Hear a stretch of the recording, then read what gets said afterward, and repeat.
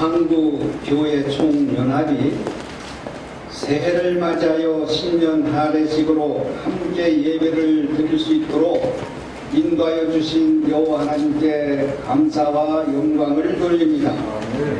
바쁘신 가운데서도 한국교회를 사랑하는 마음으로 함께해 주신 총회장님들과 모든 회원교단 목사님들에게 진심으로 감사를 드립니다. 오늘 신년 할례식을 시작으로 우리 한교총 산하 교단들이 복음의 본질을 회복하여 교회와 사회에 희망이 되기를 진심으로 원합니다. 우리 한교총은 법인 이사장님과 임원들을 중심으로 한국교회를 향하신 하나님의 선한 뜻이 이루어질 수 있도록 기도하면서 모든 일을 행할 것입니다.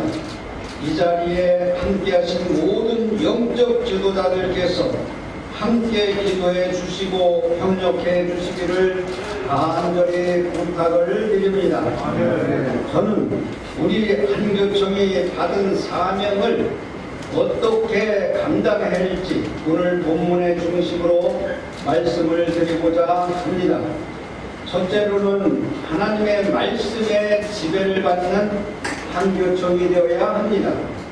인간은 누구나 하나님의 말씀에 지배를 받지 않으면 자기 생각과 자기 만족을 추구하며 살아가게 되어 있습니다. 예수 그리스도가 내 안에, 내가 예수 그리스도 안에 있는 삶을 살지 못하면 하나님의 영광보다 자기 유익만을 구하는 이기적인 삶을 살게 되는 것입니다. 본문은 머리를 붙들지 않았다고 책망하셨습니다. 교회의 머리가 되시는 예수 그리스도를 붙들지 않았다는 말씀입니다. 하나님의 말씀에 지배를 받지 않아서 그리스도와 분리되었다는 말입니다. 그리스도로부터 분리된 교회는 성장이 멈추며 영적 분별력을 상실한다는 것입니다. 그래서 성도들의 영혼을 메마르게 한다는 것입니다. 사랑하는 동역자 여러분, 코로나로 극복하기 위해서 백신이 필요한 것처럼 우리 영혼이 살기 위해서 백신이 필요합니다. 영혼의 백신은 바로 예수 그리스도를 믿는 순종하는 것을 말하고 있습니다. 이사야서 28장 16절에 있는 말씀을 보면 그러므로 주 여호와께서 이와 같이 이르시되 보라 내가 한 돌을 시온에 두어 기초를 삼았노니 곧 시험한 돌이요 귀하고 견고한 기초돌이라 그것을 믿는 이는 다급하게 되지 않는다고 말씀하셨습니다. 지금 한국의 상황은 어떻습니까? 매우 다급한 상황입니다. 귀하고 견고한 기초들이신 예수 그리스도를 믿고 붙들어야 할 때라고 생각합니다. 그런데 지금 우리는 하나님의 말씀보다 고정관념에 사로잡혀 하나 되지 못하고 있는 현실입니다. 고정관념은 마음속에 굳어 있어서 변하지 않는 생각을 의미합니다. 자신의 틀 속에 갇혀서 자기가 아는 것, 경험하고 체험하는 것을 기준으로 삼으면서 다툼과 분열이 일어날 수뿐이 없는 것을 말하고 있습니다. 내 생각과 신념에 맞으면 그것이 정이고 나에게 맞지 않으면 모든 것을 덮어버리는 잘못을 범해서는 안 된다는 이야기입니다.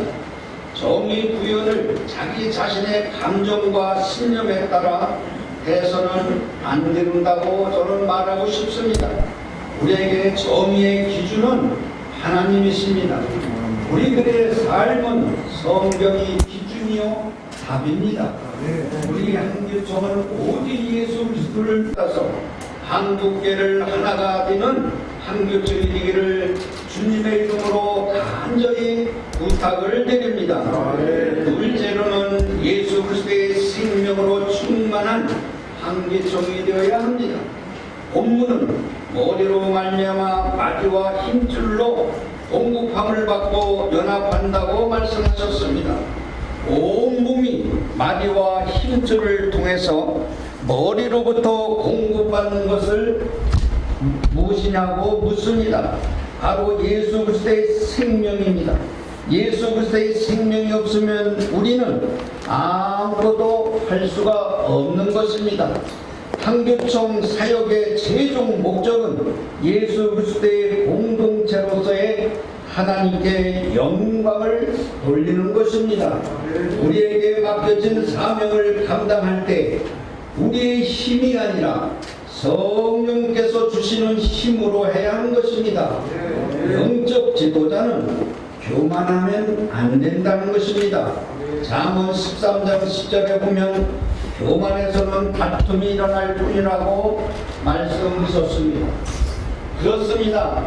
교만하면 다툼이 일어날 뿐입니다. 그런데 지금 한국의 모습은 어떻습니까?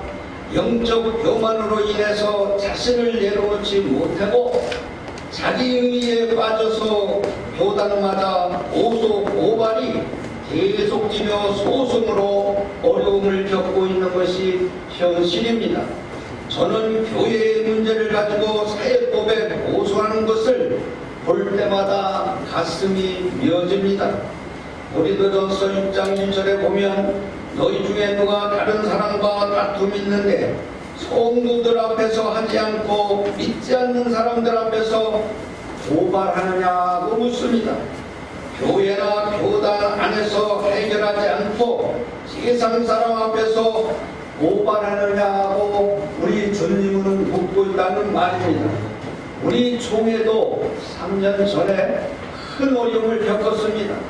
총회 안에서 발생하는 문제로 결국 사회법 소송까지 가는 것을 보면서 참으로 저는 큰 충격을 받았습니다. 저는 총회 목사님들과 장로님들에게 사회법 소송은 원칙적으로 막아야 된다고 간절히 고소했습니다. 믿는 사람들이 사회법 소송을 하게 되면 하나님의 영광을 가리게 되고 목회자와 교회는 사회적 신뢰를 잃어버리며 전도에도 엄청난 어려움을 겪고 있는 것입니다. 우리 총회는 총회헌법을 대수정하여 총회 헌법으로도 얼마든지 문제를 해결할 수 있도록 재심과 헌법 소원을 제도적으로 보완하였습니다.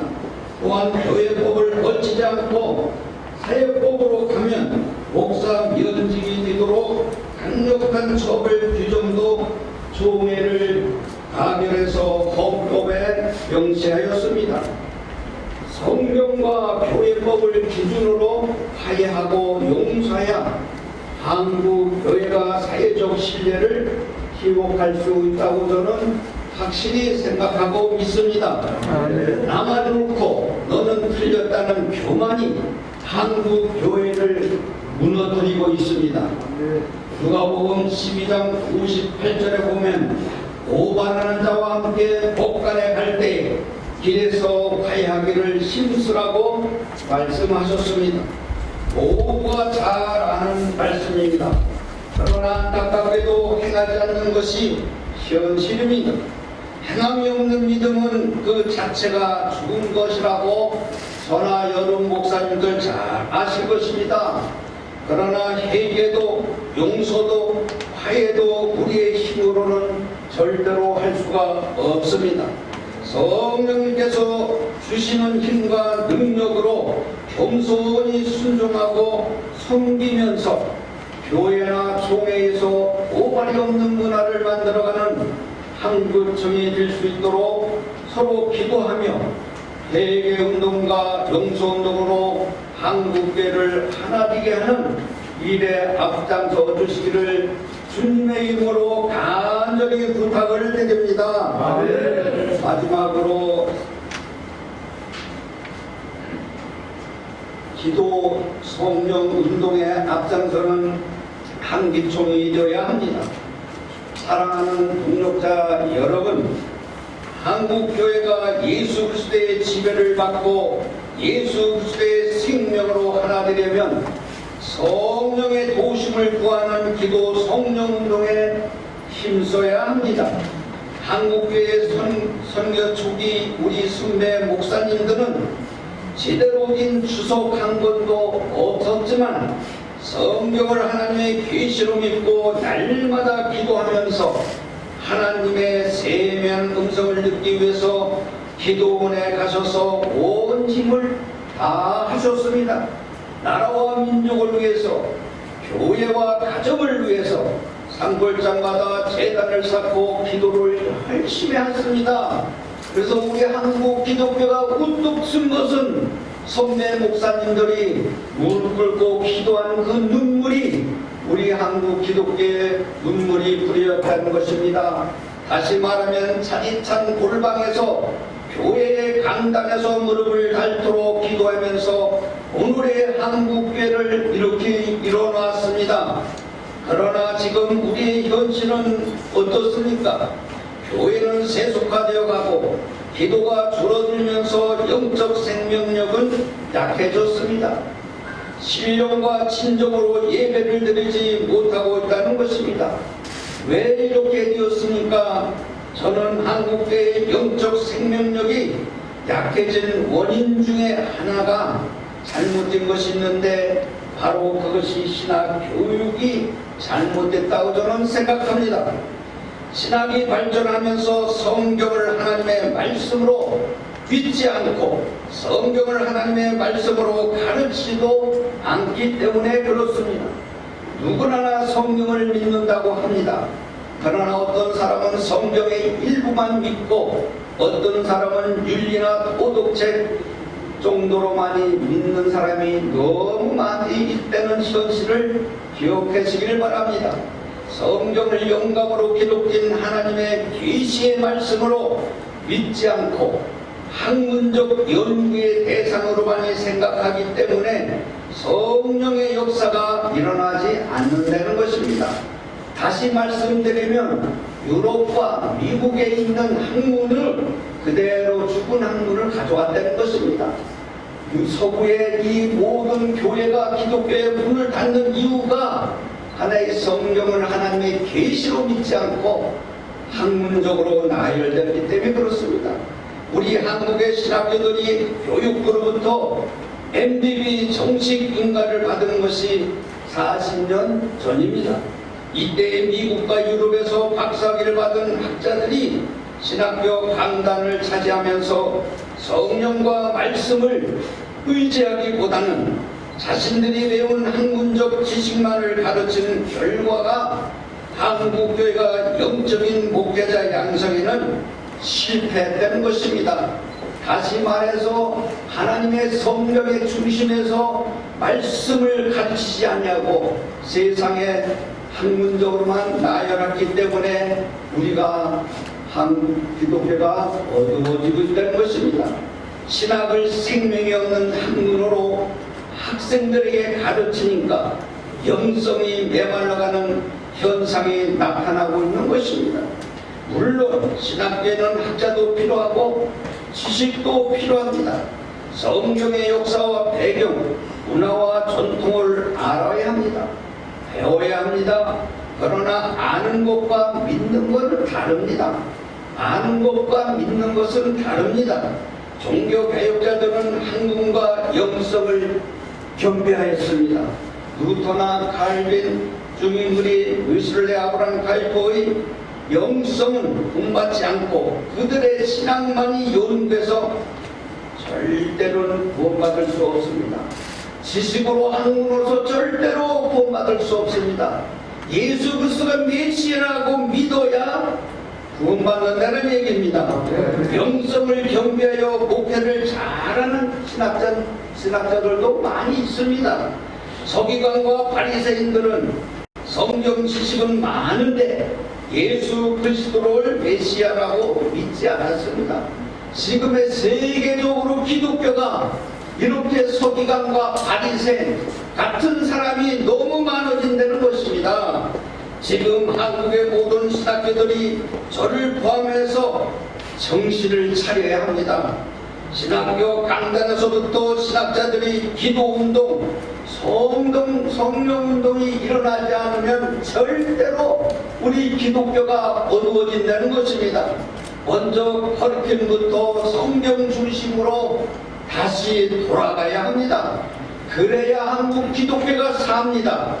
신학교에서 성령 충만한 목회자를 배출하여 예수 그리스도의 생명의 복음이 힘있게 선포될 때만이 메마른 영혼이 영적 생명으로 충만하게 이루어지는 것입니다. 이 문제를 해결하려면 저를 포함하여 총장님들께서 총회사나 모든 신학교가 성경을 완전한 계시로 믿고 기도 운동과 성령 운동을 할 수 있도록 관심을 갖고 변화를 시켜줘야 됩니다. 여기 앉은 저 자신부터 우리 목사님들이 하나님의 말씀을 계시로 믿고 교수님들로부터 무릎 꿇고 기도할 수 있는 세미의 음성을 듣고 한분과 성령의 말씀으로 전복해서 목회자 양성했는데 총회장님들이 협조해 주시기를 바랍니다. 그냥 걸쳐가는 한익이 걸쳐가는 총회장이 아니라 한국 기독교 신학교가 살아야 우리 기독교가 산다는 것을 아시기를 바랍니다. 사랑하는 동역자 여러분, 코로나 이후로 교회는 예배가 어려워지면서 성도들이 신앙생활에 큰 위협을 받고 있습니다. 또한 위부에서는 포괄적 차별금지법과 사립학교법 개정과 낙태법 등으로 성경적 가치를 무너뜨리려고 하는 요소가 있다는 것을 잘 알고 있습니다. 이런 상황에서 한교총은 한국교회가 하나가 되어서 예배에 희곡하고 무너져가는 교회를 다시 일으켜서 성경의 진리를 지킬 수 있도록 우리들은 앞장서야 되는 것입니다. 이것은 오직 기도만으로서는 가능한 것입니다. 오직 기도만이 우리 앞에 놓인 문제를 해결할 수 있고 기도할 때 성령께서 역사하신다는 사실을 우리 자신이 믿어야 됩니다. 그렇게 고백해야 되는 것입니다. 하나님의 말씀이 머리에서 가슴으로 내려와서 무릎의 기도로 이어질 때에 한국교회에 새로운 역사가 일어날 것입니다. 우리가 먼저 뜨겁게 기도합시다. 성령의 도우심을 간과하여 흥부한 이 땅에 성령의 바람을 일으켜 한국교회를 다시 살립시다. 새해도 우리 한교총이 너는 내게 부르짖어라. 내가 네게 응답하겠고 네가 알지 못하는 크고 은밀한 일을 네게 보이리라는 하나님의 말씀을 믿고 순종할 때 하나님께서 우리를 향한 크고 놀라운 은혜를 베풀어 주실 것을 저는 확실히 믿습니다.